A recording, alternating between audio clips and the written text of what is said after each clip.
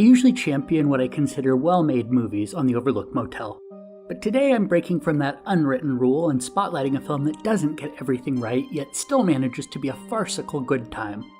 Bloody New Year is a seasonally appropriate selection filled with imagination. It delivers a surreal narrative brought to life with no shortage of ingenuity.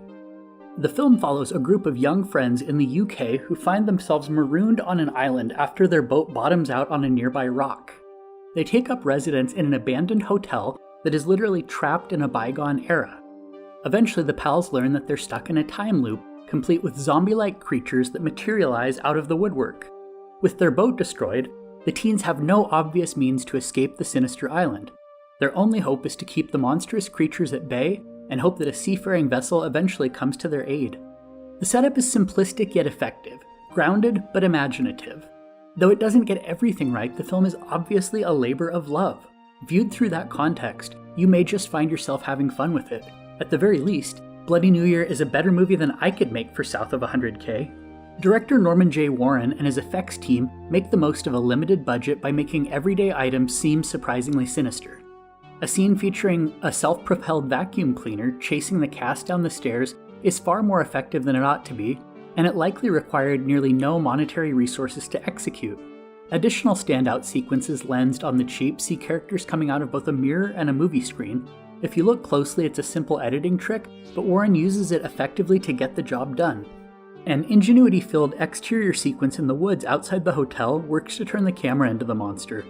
Cinematographer John Shan makes the camera an invisible presence chasing a couple around the island. Once again, it's a cheaply executed technique, but it does the trick.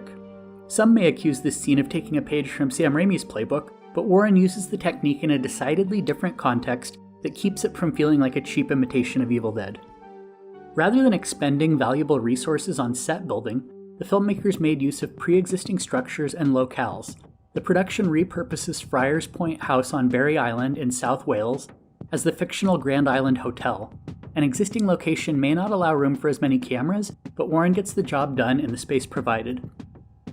Warren keeps the action moving quickly so as not to let the camera dwell on crude renderings too long. That keeps the audience from getting overly critical, and the punchy editing also lends a frenetic quality to the proceedings that add to the mounting sense of tension. The island setting makes for a great backdrop for the proceedings to unfold. The notion that the friends are stranded there after their boat bottomed out makes for a believable reason for the core group to stay there after things take a dark turn. The idea that they have no obvious means of escape keeps viewers from wondering why the characters don't just leave.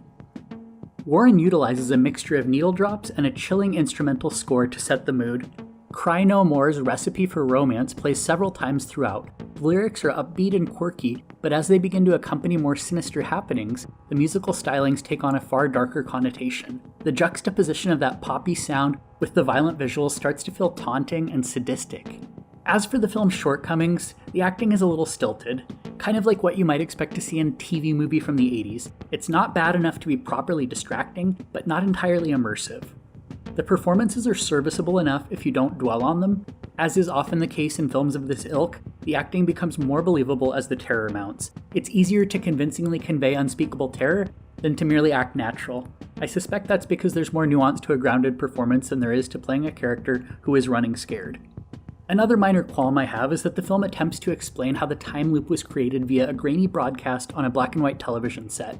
The cutaways slow the pacing a little and demystify the central evil. I often prefer a mystery that doesn't feel the need to explain itself. That's usually, well, more mysterious.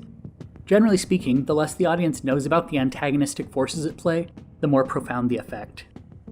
All things considered, Bloody New Year is an imaginative effort that makes the most of a minuscule budget. If you enjoy a surrealistic cinematic nightmare, you may just have fun with this one. At the very least, it's a solid alternative to New Year's Evil. If you're keen to scope the flick, navigate to Tubi, where you can find Bloody New Year streaming for free with ads as of the publication of this video. If you're a champion of physical media, you'll want to track down the Indicator release. The Indicator Blu-ray is region-free and contains the best available transfer of the film, restored from a 35mm print. Previous releases were presented in 4:3 aspect ratio. Ouch. That's all for this installment of The Overlooked Motel. If you'd like to chat more about underseen and underrated films, feel free to hit me up with your thoughts on Twitter, Threads, or Instagram @FunWithHorror.